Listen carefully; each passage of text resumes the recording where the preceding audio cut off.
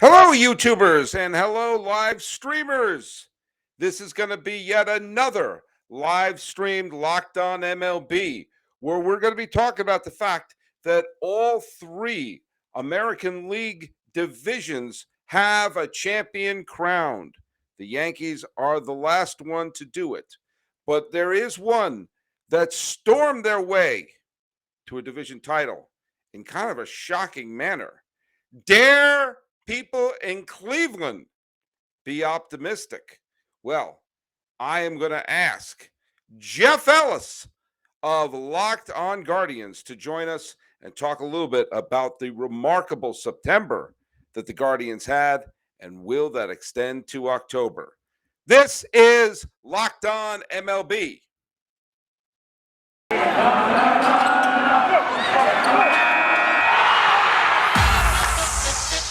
You are Locked On MLB,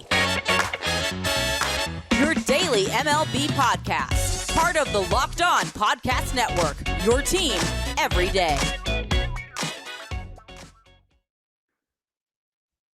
Hello, baseball fans and YouTubers and live streamers, and welcome to Locked On MLB. This is the podcast where we talk about all of Major League Baseball all season long on the Locked On Podcast Network, where it's your team every day.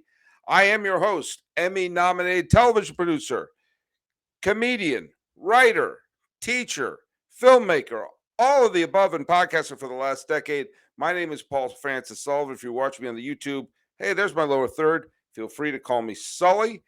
You could follow us at Locked On MLB Pods on Twitter and on Instagram. And I'm your pal Sully. I'm at Sully Baseball on Twitter, Sully Baseball Podcast on Instagram. Thanks so much for making us your first listen. And be sure to tell your smart device to play podcast Locked On MLB or check out some of the other great shows on the Locked On Podcast Network, including, let's just take one at random, Locked On Guardians with Jeff Ellis. Jeff Ellis has been a guest on our show several times, both as an individual guest and in a roundtable situation. But we're going to talk a little bit today about the fact that his Guardians have won what looked like was going to be an airtight division battle, and it turned out to be anything but. And by the way, if you're watching us on the live feed, throw in questions in the chat. We'd be happy to talk about it. But hey, let's get right to it. Here's Jeff Ellis. Where are you, buddy? Are you there? Hold on. Oh, there you are. Now I put the background in. Sorry, this is what happens when you're doing it live. There it is. There's your background. Sorry, there's a little glitch there. Looks like we got a couple eyeballs watching us in the live stream. Hello, everybody. Jump in the chat if you want. How you doing, Jeff? I'm doing pretty well. If you see my eyes going to the side, I'm just kind of checking this extra innings affair for the Cleveland Guardians. But I won't lie, it's been fun. It's a fun team in Cleveland. It really is. There's, for the most part, you look at it and it's just a group of, even the underachievers are just fun people, and there's great stories about them. And yeah, it's hard to not like this team. And kind of one of my running themes of late has been, listen, the name change is a hot button issue, and you and I have done whole discussions on that multiple times. But if you are not following this team because you're mad about a name, you're just hurting yourself, because this is such a fun team right now, and missing out on them is just doing yourself a disservice. So, I mean, right now, like I said, extra inning affair. We had an immaculate inning in this game, the fourth in franchise history. That's pretty fun. Tell us about that and describe. I'm sure most of our fans know what an immaculate inning is, but to fill them in. So an immaculate inning is an inning where a pitcher only needs 9 pitches and he strikes out all 3 batters. It's kind of, I call it the reliever equivalent of a perfect game, because, they don't get those opportunities. So the immaculate inning is very rare, very cool to see. Like I said, it's the 4th time. The last time it happened was Zach Plesac in 2020, when he was otherworldly Zach Plesac. That one year, it's like, that old, which one of these is not like the other? That would be the Plesac year of that. Carlos Carrasco in 2018, then Justin Masterson in 2014. So you think of all the great pitching Cleveland have had in the last decade. I mean, they have 4 different Cy Young winners, which is kind of crazy, because before this last decade, they had, I believe, like maybe 2 Cy Young winners. So they've been an absolute, those are the names that pop up for the Immaculate innings. So it's kind of random, but it's fun. Where obviously there's bigger stories that are going on and occurring in this game, but that is the one that I was most likely to lean into hard. Well, yeah, I mean that's an amazing story, and I think then, and the thing that is incredible, and I was talking on a podcast I was a guest on called Baseball PhD. It's unbelievable that this is not just the youngest American League team or the youngest Major League team; they'd be the youngest AAA team. I mean, this is an unbelievably young ball club that we have here, and they're going to be around. I mean, if you missed out on this year, this team's coming back next year. I mean, this is basically the core of who's going to be here. I mean, when you look at when next year, especially after re-signing Jose Ramirez, who's the old man of this team. I think they probably could have used one veteran hitter or another in the lineup, but you can't ask for a better month of what came about here. No, you really can't. I think they're 18-2 in their last 20 games, which is over like Yeah. 19 days because they've had those double headers. It's been a weird year. For anyone who let's hit on all the hot button stuff between the name change. Let's talk about climate issues. I've never seen so many double headers and canceled games in my life as this team has had this year. So they've had to overcome that. They've had the least home games in all of baseball this year, partially due to the lost games they've had. But they just keep winning. And for as much as everyone likes to be like, well, it's the American League Central. The Central's bad, this and that. The White Sox and Twins were solid teams when they faced them. Yeah, they struggled with Seattle, but they beat Houston the last time they faced them in a series. They beat Toronto the last time they faced them in a series.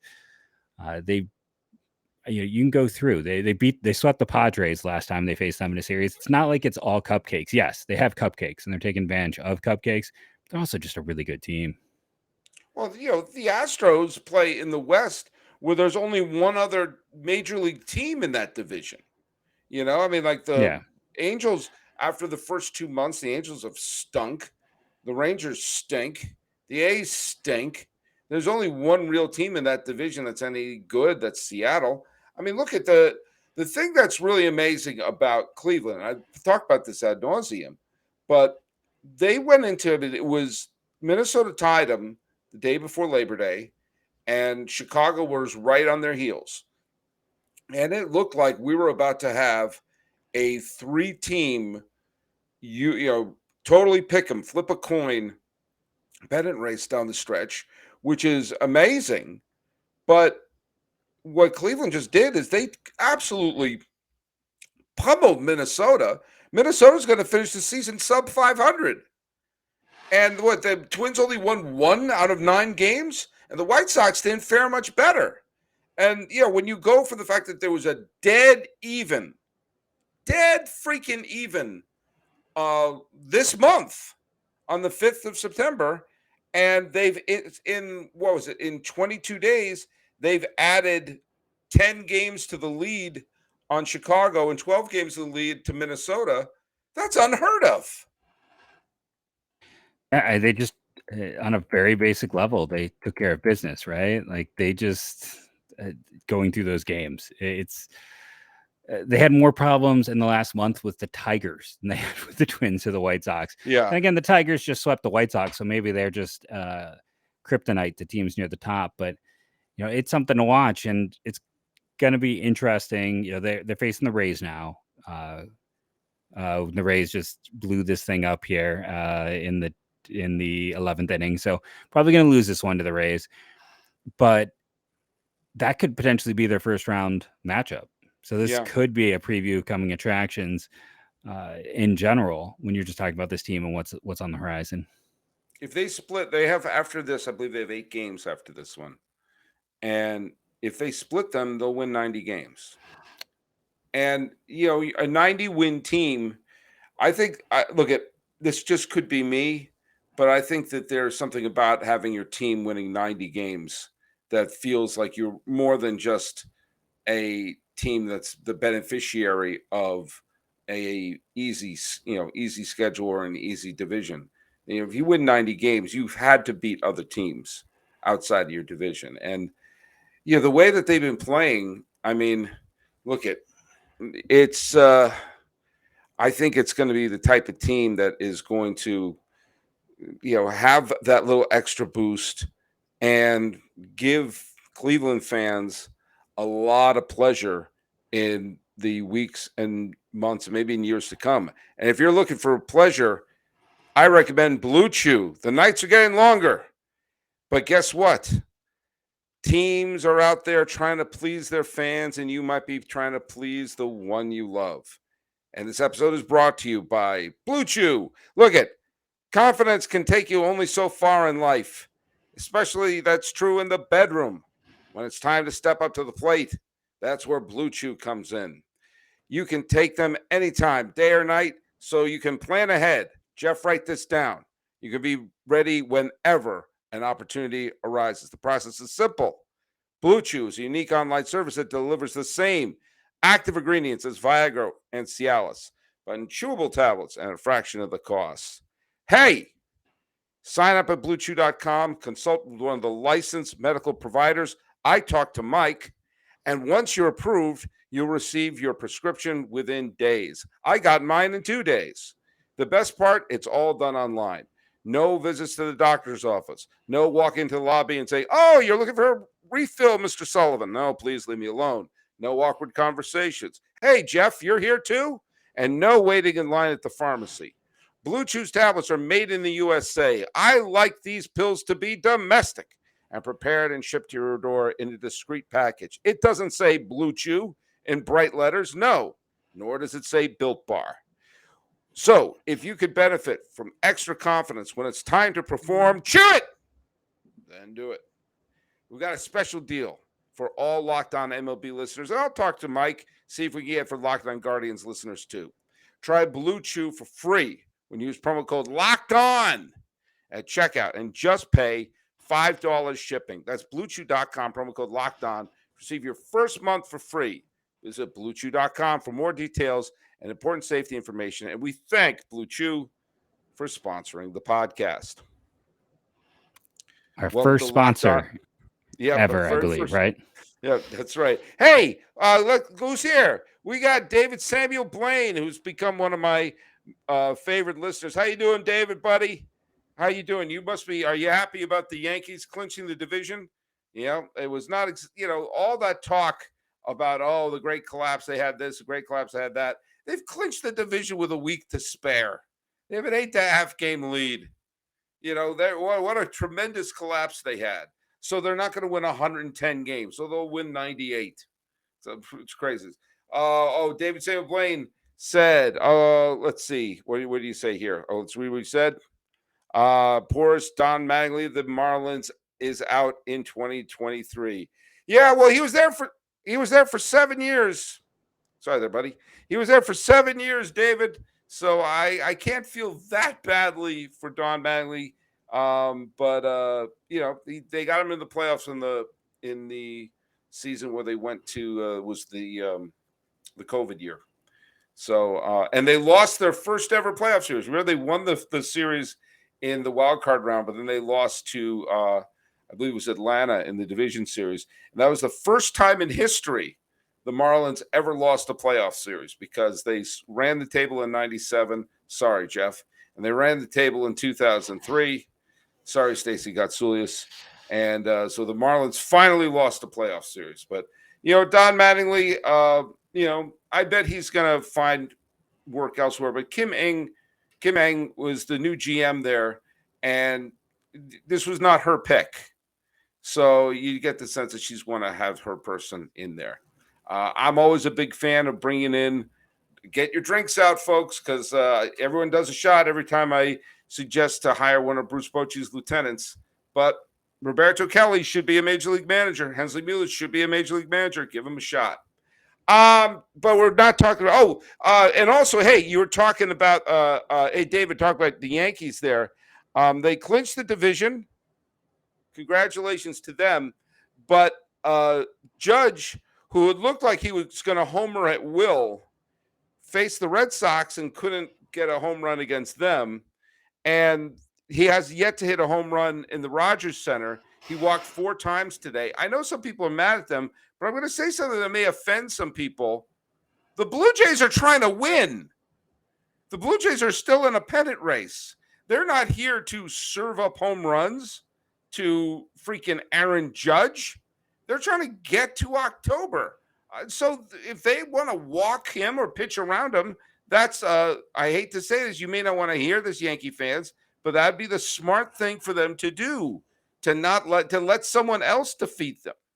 So I part of me thinks it would be absolutely hilarious with 8 games left if Judge goes homerless the final 8 games. There would be part of it, especially because they have the brand new the brand new balls that they throw out for each game. Have you seen that there's special Aaron Judge balls so they can keep track if he hits a home run? I would love it if he finished the season with 60 homers. There would be something intrinsically hilarious about that. And I would hope they paid for the Maris family for all of their trips that have been going left and right. I think Jeff is transfixed on the game. Yeah, sorry. No, I wasn't sure. When it comes down to this whole series, hey, I got to root for Maris. He's a former Cleveland Indian. People forget about it, but I almost typed Cleveland Maris. I wanted to pull up Roger the exact trade. Cleveland was really bad for a lot of years, and one of those main reasons is they were the Yankees farm system. See, so Maris at age 23, he was traded to Kansas City, then Kansas City to New York, and one of those great maneuvers. They I did a whole podcast the other day, if you heard it, where I talked about there was basically the A's and the Yankees were committing collusion in the 50s because Johnson, the owner of the A's, had a financial stake in Yankee Stadium, and the A's just would accept whatever players the Yankees sent to them and whatever quality players they sent back. And a lot of the other teams were enraged that the Indians traded Roger Maris to the A's because they knew that meant his next stop was the Yankees. So if they had held on to him. I will say this, though.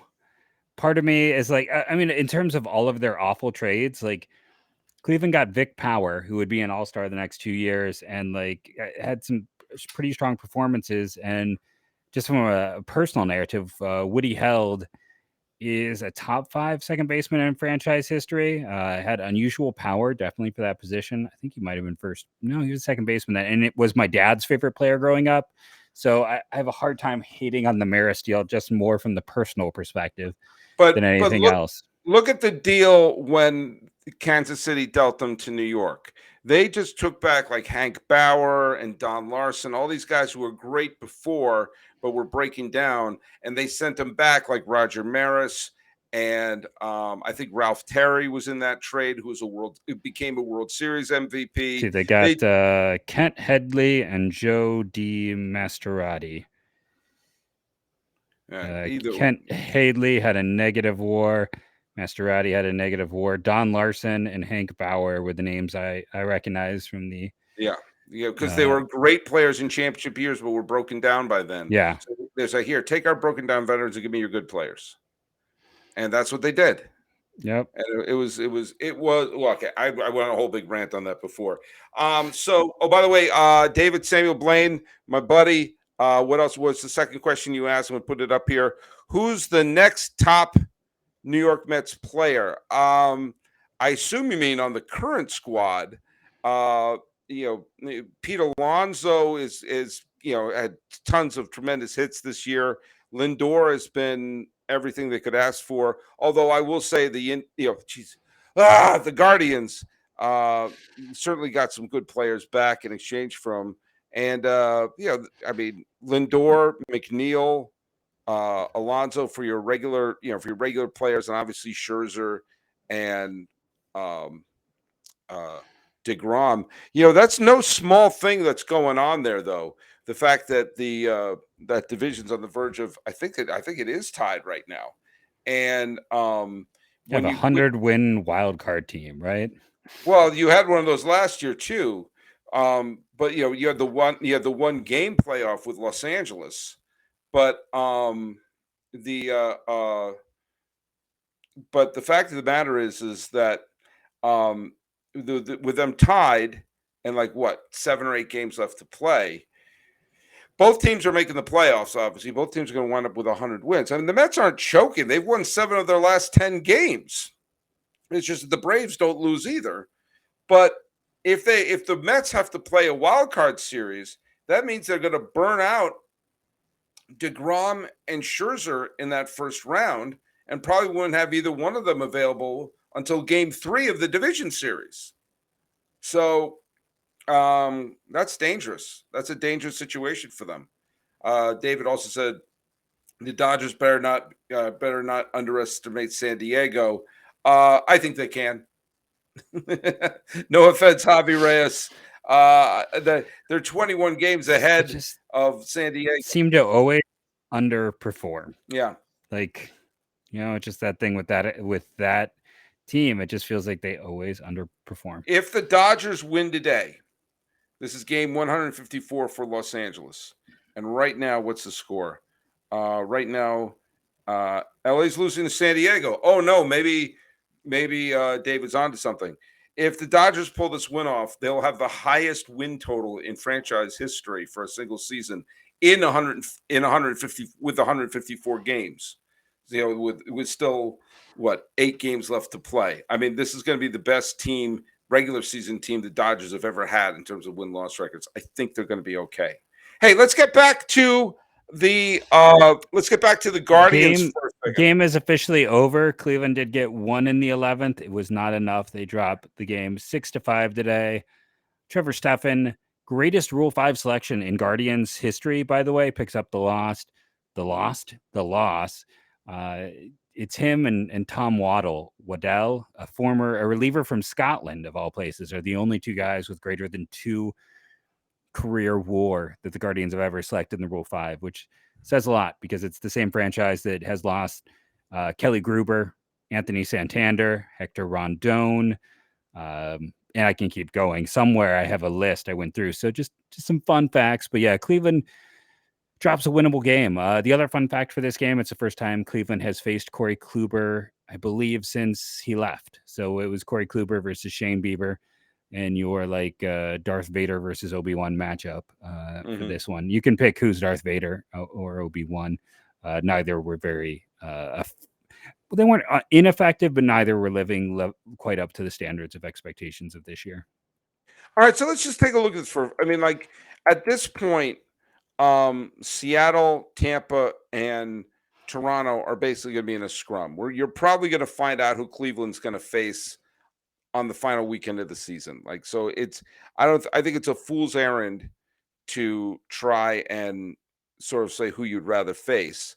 But let's just take let's look into our crystal ball a little bit at the team right now.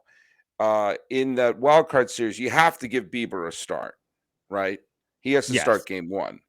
And probably McKenzie starts game 2, right? Or are you going to go Quantrill? Yeah, it's McKenzie. No, it's definitely McKenzie for 2. One could debate McKenzie versus Bieber for for first or second, however you want to run those. It's a little hyperbole because I think people don't realize just how good Bieber's been outside of he's top 5 in most advanced statistical categories. You have those 2 clearly as the top 2, Quantrill at 3. And if you need someone beyond them, that's where it's going to get interesting. Yeah, I mean, that's what I was going to ask you. Look at, don't look now. Bieber has an outside chance. How many innings did he pitch tonight? Let's see. He threw 6 innings tonight. Okay, so he right now has 195 innings for the year. He could finish the season with 200 innings, which would be, in this day and age, makes you a workhorse. McKenzie's had a fine year. But Quantrill, Chevali, it's Chevali, right? Am I saying it right? Savali. Right? Savali. Oh, he pitched very well the other day. Do you take a risk and start someone like a Savali or Like, who else would you? I mean, you're not going to start Kirk McCarty. I mean, who else would you possibly start in a playoff situation other than Quantrill? So I really think if Savali has just been, he keeps getting hurt. You got Plesac, who's supposed to return in the next week, and then the other one is honestly the rookie Cody Morris, where again it's injuries. Like if he had not been hurt for extended periods of time, he missed. He came back in July, like mid-July, from an injury that he sustained in spring training. He might have been up before that. He might have been with his team longer. He's only had 2 games in the post since he's been called up where he went over 60 pitches. Like he has been very limited this year. So I'm kind of curious what they're going to do. Someone in the chat has a definite thought on this, and it's Aaron Saltzbrenner says Savali has to be the next guy, right? The thing with Savali is he's been very good in the start since he came back. But this is his worst year ever. Like you get into the numbers, you get into the performance. He has been incredibly inconsistent. So I just kind of easy for you to say. I got some small concerns, and there's that part of it that's also like, Cody Morris has looked really good, and there is almost no tape on him. Like he said, 4 big league starts. He throws hard, he misses bats. Sometimes that's it's more valuable when teams have seen less, and in that regard, he might be the guy. I mean, you can go back to 2020, last time this team made the postseason. Savali was the reliever they left on the bench, or the starter who got turned to a reliever type of deal. Very different situation. I mean, that was a team that had Carrasco. Plesac again was in that one exceptional year of performance, but yeah, I don't know if it's Savali, just because again he's thrown like. Well, I did the math the other day. He's thrown like 23. He's thrown less than 30 innings since mid-July. Right. Well, maybe that's here's my question. Here's my question, and this might be a dangerous thing to ask. What would happen if you started Bieber game 1, and then like a Savali, and you expect Savali, and then maybe to dip in your bullpen, hoping that you win games 1 and 2 and have a Tristan McKenzie available to start game 1 of the division series against either New York or Houston? Probably New York. Yeah, you know what? So the last time I was on, I talked about the whole, Jin Yang, the horse racing equation. Do you remember me discussing Chinese horse racing? Yeah. And there's that part of me that says, like, if you're gonna throw something crazy, like you talk about, it is, maybe you throw Quantrill in game 1 and you see how everything else lines up. But yeah, it's tricky.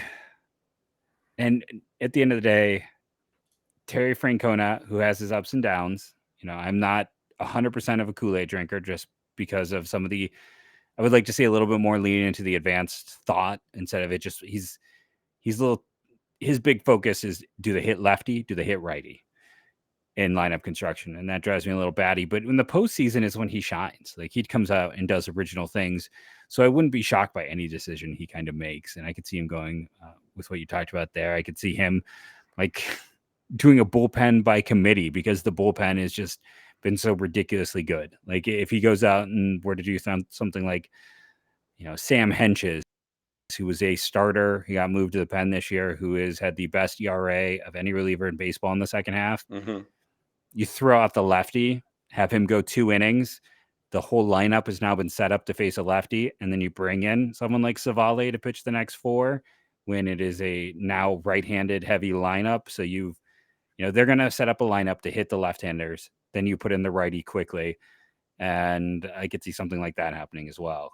We saw Cleveland do similar things with Kurt McCarty earlier in the year, but in the postseason, why not go with your top lefty? Now, the downside is that eliminates essentially the only reliable left-hander in your pen, but it could really throw a team off. And again, at the other side of things, I mean, last time this team made a World Series, Ryan Merritt, I believe, won the clincher against the Blue Jays. And then did he ever pitch in the majors again after that? I mean, I don't know if he did. That might have been the end of his major league career. Was that game? Well, there's so many times. No, I'm sorry. He came back in 2017, so he did come back the next year. There are 2 times where the Indians went on wonderful runs, and they were the Indians. I'm not, but a key pitcher either being hurt or ineffective at the wrong time may have cost Cleveland a World Series title. I mean, think about in 2007, if you had a healthy and capable Cliff Lee, or even a mediocre Cliff Lee in that rotation, along with CC Sabathia and the man who claimed to be Fausto Carmona in the rotation, they beat Boston and probably would have slapped around Colorado in the World Series. And then that's the big what if. And the other one is in 2016, Danny Salazar was reduced to a mop-up man, and Carlos Carrasco was injured for the postseason, and they had to ride Corey Kluber like a mule to the point where he was exhausted by Game 7. He had nothing left in the tank in Game 7. And that's also, the infamous year that, they beat Toronto after Trevor Bauer's bleeding on baseballs because he cut his hand playing with drones. Which is still not the biggest reason to shake your head at the existence of Trevor Bauer. I know. It's like, do you bring him up? Do you not bring him up? But if we're just talking about that postseason, which is, I know it's hard, but like, I also just, if you're talking about the ridiculousness of that year, that they lost half the road, and I talked about on the show, that's why, like, this team is built the way they're built, and why this team never ripped it down to never did the full fire sale rebuild. Because I mean, that's the postseason. They had no business going anywhere at that close from winning it all.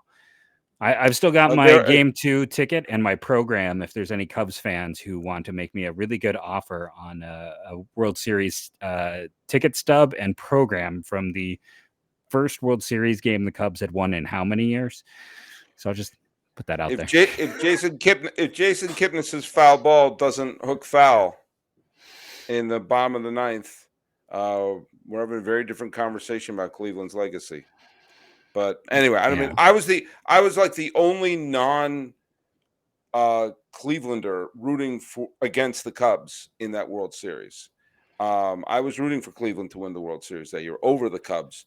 I had 2 main reasons. First of all, I did not like Aroldis Chapman. I didn't want the image of Aroldis Chapman celebrating be the clip I see from this day forward. And fortunately, that was the clip we see of him is coughing up the Rajai Davis home run. And Mike Montgomery, of all people, got to be the one. Actually, the clip you really see is Rizzo jumping up and putting the ball in his back pocket.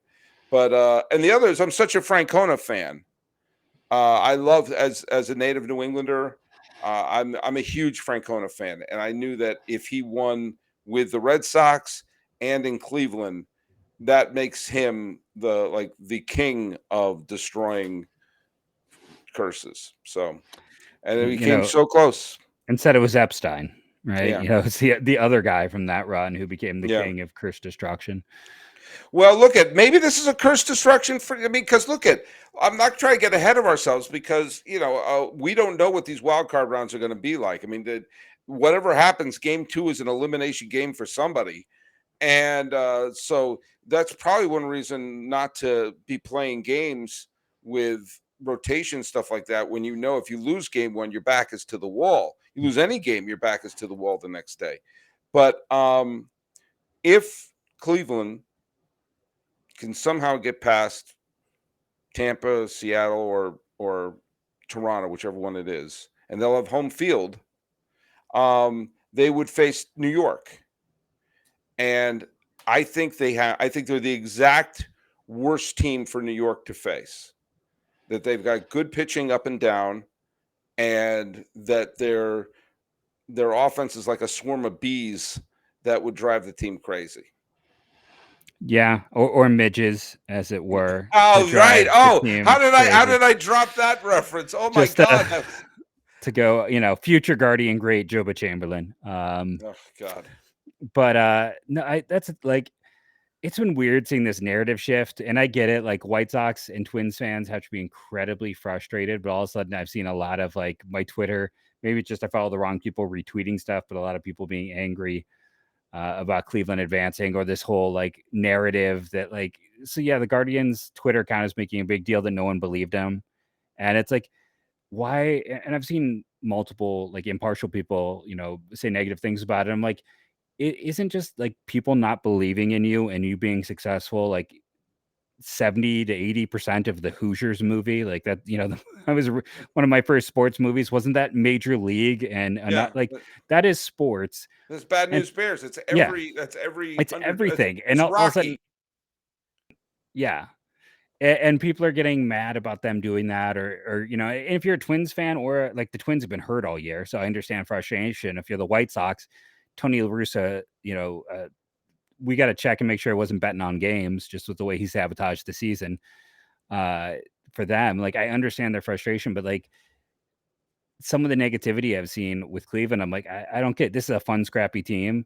And for anyone who wants to like shred them and talk about the division, I talked about on yesterday's show, they are second in FIP in the second half of the year for their bullpen, fielding independent pitching ERA, which is the best predictor. And I like FIP to XFIP because I don't think, for those who don't know, quick primer, XFIP normalizes home run rates. I don't like that. Some guys are more, the Guardians don't care about home runs. If you go and look at their data, they take guys with higher home run rates. They would much rather the ball go in the air than on the ground because while it can be worse in the air, the more likelihood of outcomes are positive on a fly ball to a ground ball. So they intentionally build a team. So if you look at XFIP, their numbers are even better. But they're fifth all year in bullpen. They're top 10 in pitching. They are number one in most metrics defensively. They're number one in many metrics in terms of base running. It's an old school team. Number one in contact rates. Listen, power is abysmal and walks are abysmal. Those are not But they strong put the areas for ball this in team. play. But They they're put the just ball in always making play. contact. Yeah. And again, it's speed, it's base running, it's defense, it's some really phenomenal pitching. This is having followed this team this is far and away the greatest bullpen I've ever seen. Like, yeah, okay, Trevor Stephan, we talked about it tonight. He gets the loss. It's but not his best performance, but like it's still funny to me when people are like, Clase hasn't been very good in extra innings. He's got a 1.32 ERA. What do you want from the guy? Like, what do you expect? He probably doesn't get the credit he deserves. He probably, like, anytime anyone talks about the best reliever in baseball, you don't see his name brought up. It should be. It honestly should be. And there's just so many other players at the back end of this that make this an exceptional team and an exceptional bullpen, which bullpens win postseason. That team that advanced far, it was the bullpen. It was Andrew Miller, it was Cody Allen, it was those pieces more than the starters that got him into the World Series. Well, as we wrap up here, I'm going to remind everyone there was a team. You have to go a long way back to think of it, but nobody expected them. They thought they were playing in a weak division, and their bullpen shocked every team that had a better record than them and ended up with a World Series parade. And that was last year's Braves. And so you take a look, the Brewers had the better rotation. The Dodgers were a 106-win team. The Astros could score at will. What stopped all three of those rounds was the fact that it was Matzik and Smith and Jackson, all those guys that no one could get a hit off of in the big moment. And in the end, Atlanta was standing tall. So it is. Will it be Cleveland's turn? I don't know. Neither do you. We're going to find out soon, but I think this is one of the most fun teams to watch in baseball. Jeff Ellis, where can people follow your show? You can follow, the big one is the YouTube. If I can just take a second and say, go check out Locked On Guardians on YouTube. I want to pull up my subscriber count and quickly pause before sounds come.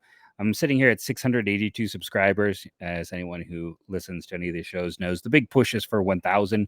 So if you want any Guardians talk, and then I'll also throw out, I do a lot of prospect talk and draft talk in general. So if you're not getting enough of that, if you're following Lindsay, you want even more, occasionally those are going to pop up in the feed over at Locked On Guardians. All right. You can follow us at Locked On MLB Pods on Twitter and on Instagram.